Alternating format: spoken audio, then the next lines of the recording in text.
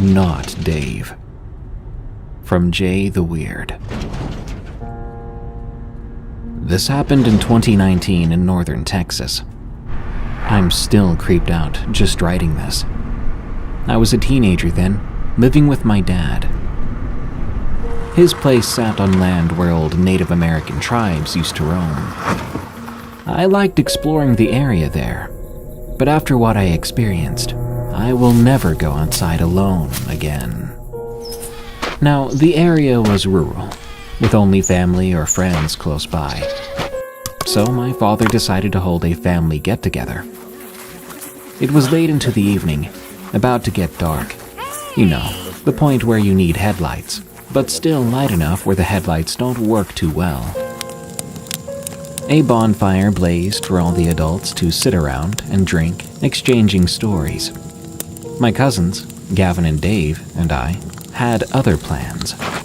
We decided to play hide and seek, and obviously as the biggest in the group and the oldest, I was it fairly often.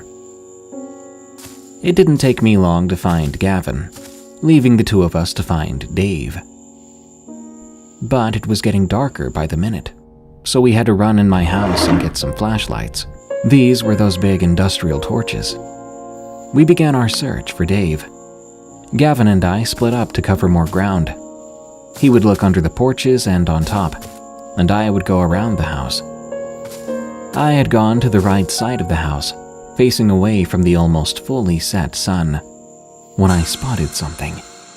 It was Dave. He was around 30 yards away, facing the woods. I was about to call out to him, but I swallowed my words when I noticed something. He was taller than he should be. I at the time was about 4'9", Dave around 4'6". But when I saw Dave, he towered over me. And not just that, he was paler than he should have been. He's a white boy through and through, but that night, he looked like a corpse. Then Dave turned around. His eyes pierced mine, and this thing impersonating Dave smiled and walked towards the woods. After reaching the tree line, it then beckoned me to follow. Gavin then called out from back at the house. "I found him!" I looked in his direction, and I saw Dave calmly sitting under the stairs to the porch, laughing. I looked in horror at where the thing once stood.